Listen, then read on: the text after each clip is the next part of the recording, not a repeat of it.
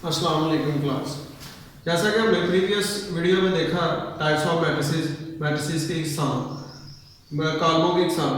अब हम जो है वो इससे रिलेटेड जो एक्सरसाइज है 1.2 एक्सरसाइज उसको डिस्कस करने लगे हैं।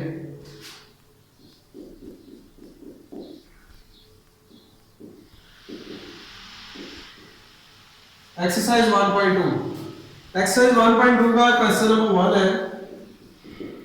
क्वेश्चन नंबर 1 में वो कह रहा है कि जो नीचे दिए गए हुए मैट्रिसेस हैं इनके अंदर से बताएं कि रो मैट्रिक्स कौन सा है, मतलब किताबी कॉलम कौन सा है और वितरी कॉलम कौन सा है, सिफरी कॉलम कौन सा है। उसमें हमने सिर्फ आइडेंटिफाई करना है।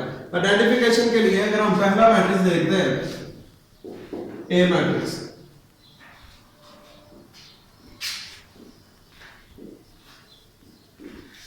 जैसा कि मैंने आप लोगों को टाइप्स ऑफ मैट्रिसेस में बताया था, ऐसा मैट्रिक्स जिसके अंदर सारी की सारी एंट्री जीरो हो उसे क्या कहा जाता है, नल और जीरो मैट्रिक्स। मतलब ये सिफरी मैट्रिक्स है, आपने सिर्फ इसके आगे लिख देना नल और जीरो मैट्रिक्स, ठीक है। इसी तरह बी मैट्रिक्स है,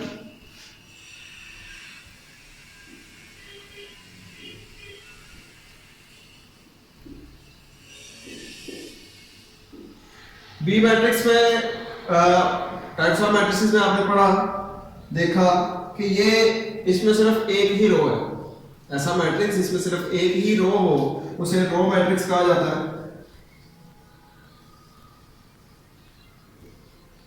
मतलब किताबी मैट्रिक्स, ठीक है। ऐसे ही सी है, सी वाला मैट्रिक्स दिया हुआ 4 0 6, लेकिन कॉलम में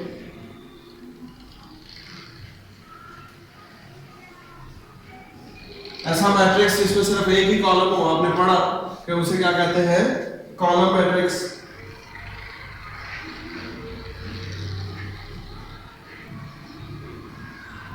कॉलम मैट्रिक्स। ऐसे ही नेक्स्ट अगर आप देखते हैं डी वाला मैट्रिक्स 1 0 0 1, ऐसा स्क्वायर मैट्रिक्स जिसकी डायगोनल एंट्रीज में 1 1 हो और एंटी डायगोनल 0 0 हो उसे जो है वो आपको पता है क्या यूनिट और आइडेंटिटी मैट्रिक्स कहा जाता है, वाहदानी कॉलम कहा जाता है। तो हाँ, इसे लिख लेते हैं।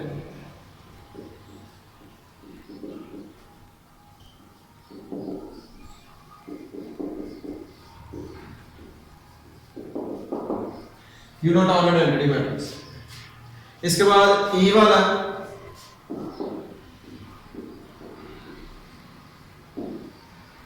ई वाला बिल्कुल ऐसा मैट्रिक्स जिसके अंदर सारी सारी एंट्रीज जीरो हो, जैसे कि ए वाला था, उसे क्या कहते हैं,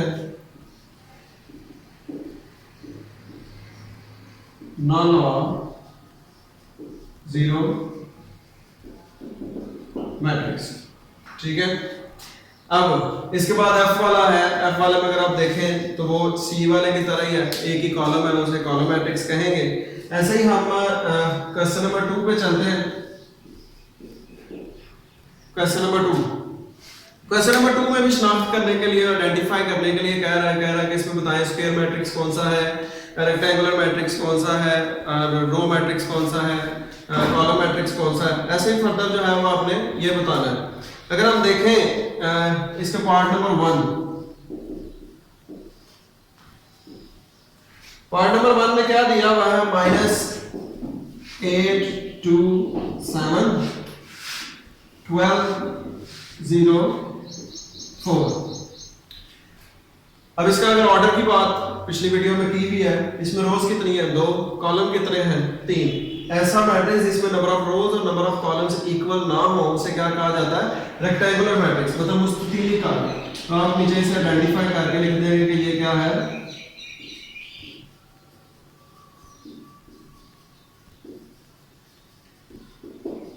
रेक्टेंगुलर मैट्रिक्स, ठीक है। इसके बाद फर्दर आप देखें इसका पार्ट नंबर 2,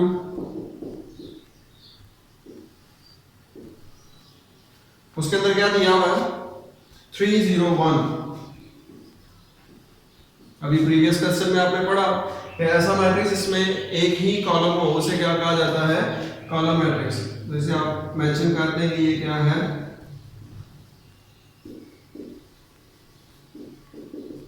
कॉलम मैट्रिक्स। ठीक है, ऐसे ही फर्दर अगर आप देखें पार्ट नंबर 3 में तो नंबर ऑफ रोज और नंबर ऑफ कॉलम्स इक्वल हैं, उसमें 2 रोज हैं और 2 कॉलम है, उसे क्या कहेंगे, मुरब्बी कॉलम, मतलब स्क्वायर मैट्रिक्स। और उसके बाद आगे देखें तो वो इसकी तरह है, इसकी तरह। तो ये क्या था, ऐसा डायगोनल मैट्रिक्स, इसकी डायगोनल एंट्रीज 1 हो और एंटी डायगोनल एंट्री 0 हो, उसे क्या कहा जाता है, यूनिट और आइडेंटिटी मैट्रिक्स। ठीक है, जिसे उर्दू में वाहदानी कॉलम कहा जाता है। और अगला 5वां देखें, 5वें पार्ट वाला बिल्कुल इस तरह है, उसमें नंबर ऑफ रोज 3 है और नंबर ऑफ कॉलम्स 2 है। नंबर ऑफ रोज 3 है तो नंबर ऑफ कॉलम 2 है, रोज और कॉलम्स इक्वल नहीं है, इट्स मीन क्या हुआ कि ये रेक्टेंगुलर मैट्रिक्स है। अगला वाला देखें तो सिर्फ उसमें एक ही रो है, इसकी तरह एक ही रो है, तो एक रो हो तो उसे क्या कहा जाता है, रो मैट्रिक्स। उससे फर्दर अगर आप देखें तो कॉलम मैट्रिक्स है 1 0 0, वो इस तरह है, तो ऐसा मैट्रिक्स इसमें सिर्फ एक ही कॉलम हो, उसे क्या कहा जाता है, कॉलम मैट्रिक्स। उसके बाद अगर आप देखें क्वेश्चन नंबर 8 पे, क्वेश्चन नंबर 8 में 3 रोज हैं और 3 कॉलम्स हैं, ऐसा मैट्रिक्स जिसमें नंबर ऑफ रोज और नंबर ऑफ कॉलम्स इक्वल हो, जैसा कि मैं बता चुका हूं, उसे क्या कहा जाता है, स्क्वायर मैट्रिक्स। ठीक है, और लास्ट पे ऐसा मैट्रिक्स जिसके अंदर सारी सारी एंट्री 0 हो, उसे क्या कहते हैं, नल और जीरो मैट्रिक्स, सिर्फ फ्री कॉलम कहा जाता है, चाहे उसका ऑर्डर जो भी है। ठीक है, अब हम क्वेश्चन नंबर 3 पे चलते हैं।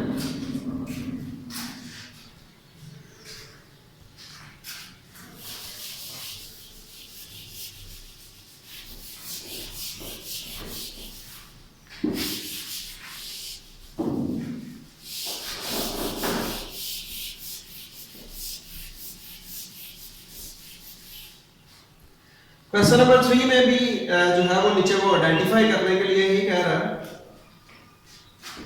क्वेश्चन नंबर 3 का ए पार्ट, इसकी डायगोनल एंट्रीज 4 4 और ये 0 0। सबसे पहले डायगोनल मैट्रिक्स के बारे में आपको पता होना चाहिए, ऐसा मैट्रिक्स इसके डायगोनल एंट्री एटलीस्ट 1 जो है वो नॉन जीरो होनी चाहिए और एंटी डायगोनल जो है वो 0 होनी चाहिए।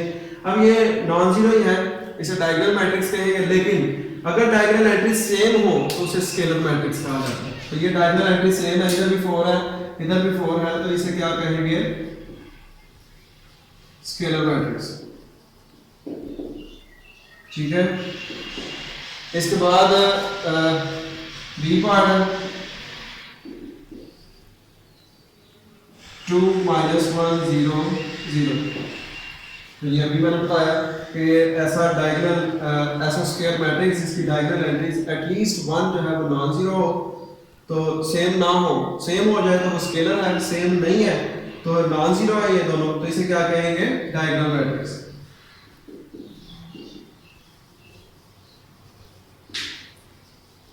ये सारी बातें जो है वो टाइप्स ऑफ मैट्रिसेस वाली वीडियो में डिटेल में बताई गई है कि कौन सा मैट्रिक्स है वो किस तरह किसको कहा जाता है। अब सी वाला,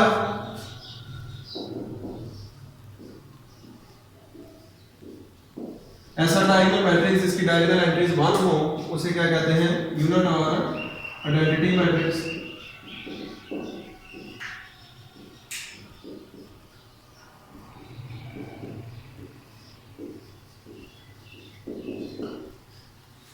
इसके बाद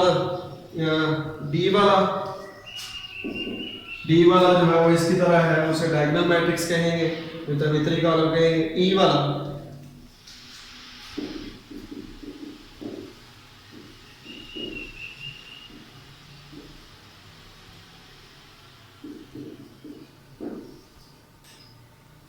हाँ जी, diagonal entries non zero, anti diagonal entry 0, square matrix, ये डायगोनल मैट्रिक्स है। अब ये देखते हैं कि 5 - 3 क्या होता है, ये सॉल्व हो सकता है, इसे 2 कहेंगे, और 1 + 1 भी क्या होता है, 2। डायगोनल एंट्रीज अगर सेम हो, डायगोनल एंट्री सेम हो तो उसे क्या कहते हैं, स्केलर मैट्रिक्स। ये जरा आप मैचिंग करते हैं, ये क्या है,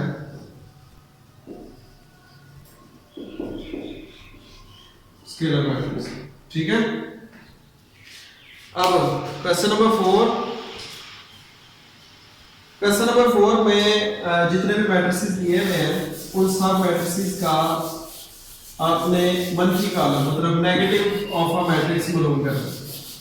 तो तो नेगेटिव ऑफ अ मैट्रिक्स में टाइप्स ऑफ मैट्रिसेस में मैंने आपको बताया था, ऐसा मैट्रिक्स जिसमें उसके सारे के सारी एंट्रीज के साइन चेंज कर दिए जाएं, उसे क्या कहते हैं, नेगेटिव ऑफ अ मैट्रिक्स। जैसे कि क्वेश्चन नंबर 4 का पार्ट नंबर 1 दिया हुआ है, ए 1 0 -1। Solution negative of matrix is, negative of matrix क्या होगा, ए का नेगेटिव माइनस है, तो बाय माइनस है, जब वो अंदर जाएगा मैट्रिसेस के तो सारी एंट्रीज के साइन चेंज कर देगा। ये +1 किस में चेंज हो जाएगा, -1 0 न्यूट्रल होता है, इसके साथ कोई साइन नहीं आएगा। ये -1 किस में चेंज हो जाएगा, +1 में। ये इसका क्या है, नेगेटिव ऑफ मैट्रिक्स। ऐसे ही एक और आपको कर देता हूँ क्वेश्चन, मजीद आपकी हेल्प हो जाएगी। डी वाला दिया हुआ है -3 2 -4 5। Solution negative of a matrix is, negative of a matrix, D का नेगेटिव क्या होगा, -d। अब बाय माइनस है, मैट्रिक्स के अंदर जाएगा तो सारी एंट्रीज के साइन चेंज कर देगा। साइन चेंज करते हैं, ये -3 किस में चेंज हो जाएगा, +3 में। ये +2 किस में चेंज हो जाएगा, -2 में। ये -4 किस में चेंज हो जाएगा, +4 में। ये +5 -5 में चेंज। ये है जी क्वेश्चन नंबर 4।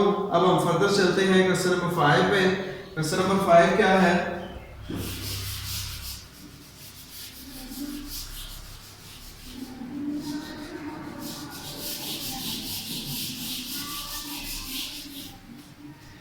क्वेश्चन नंबर 5 में कहता है कि जितने भी मैट्रिसेस आपके पास हैं इनका ट्रांसपोज बोलोगे।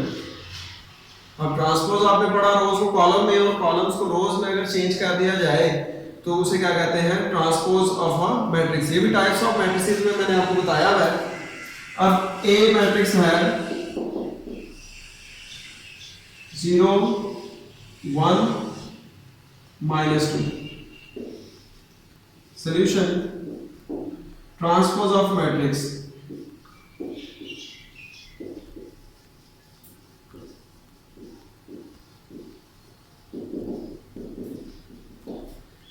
इसका ट्रांसपोज, ए का ट्रांसपोज इसको रिप्रेजेंट किया जाएगा a की पावर t से, a ट्रांसपोज से इज इक्वल टू, अब ये फर्स्ट रो है, इसको फर्स्ट कॉलम में चेंज कर देना। ये सेकंड रो है, इसको सेकंड कॉलम में चेंज कर देना। ये थर्ड रो है, इसे थर्ड कॉलम में चेंज कर देना। ये आपके पास इसका क्या आ गया, ट्रांसपोज आ गया। इन शॉर्ट वर्ड आप ये भी कह सकते हैं हमने कॉलम, जो कॉलम में लिखा हुआ था उसे हमने रो में चेंज कर दिया। तो कोई सी एक चेंज लेके आएंगे, कॉलम को रो में करेंगे या रो को कॉलम में करेंगे तो ऑटोमेटिकली वो आपके पास क्या ले आएगा, ट्रांसपोज ले आएगा। ऐसा ही एक और एग्जांपल देखते हैं, बी वाला। बी वाले में रो दी हुई है, उसमें एंट्रीज हैं 5 1 -6। सॉल्यूशन है अनदर एग्जांपल है जिसमें बी मैट्रिक्स दिया हुआ है 5 1 -6। इसका हम ट्रांसपोज लेते हैं।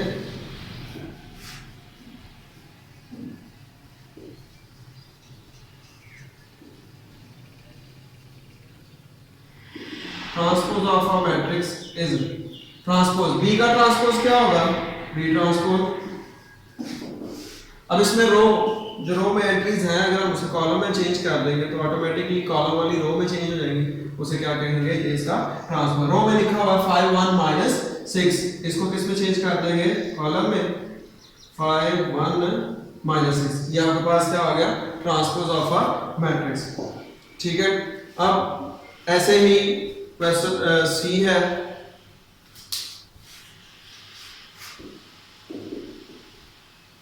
इसमें 3 रो दी हुई है, 1 2 फर्स्ट रो, 2 -1 सेकंड रो और 3 0 third row.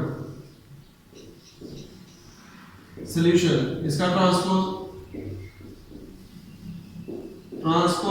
Of a matrix is, transpose of a matrix, C का ट्रांसपोज क्या होगा, सी ट्रांसपोज, ठीक है। इसमें नंबर ऑफ रोज 3 है, 1 2 3, चाहे कॉलम को चेंज कर ले चाहे रो को चेंज कर ले, कोई फर्क नहीं पड़ेगा, ऑटोमेटिकली दूसरा चेंज हो जाएगा। हम फर्स्ट रो को फर्स्ट कॉलम में लिखते हैं, फर्स्ट रो में 1 2 था, 1 2 एंट्री थी, उसे फर्स्ट कॉलम में लिख दिया। अब सेकंड रो में क्या एंट्री है, 2 1, इसे सेकंड कॉलम में लिख देते हैं। थर्ड रो में क्या एंट्री है, 3 0, इसे थर्ड कॉलम में लिख देते हैं। ये रोज जो है वो कॉलम में इंटरचेंज हो चुकी नहीं है, इसे कहते हैं ट्रांसपोज ऑफ मैट्रिक्स। इसी से रिलेटेड जो है वो 3 आगे और क्वेश्चंस हैं, वो आप देख लीजिएगा। रोज को सिर्फ कॉलम्स में चेंज करना है और वो आपके पास क्या आ जाएगा, ट्रांसपोज ऑफ। हाँ, ये हेडिंग देना भूलना नहीं, ताकि जो चेकर है उन्हें पता चल जाता है कि इस क्वेश्चन में हो क्या रहा है। अब हम इस एक्सरसाइज के लास्ट क्वेश्चन नंबर 6 पे मूव करते हैं।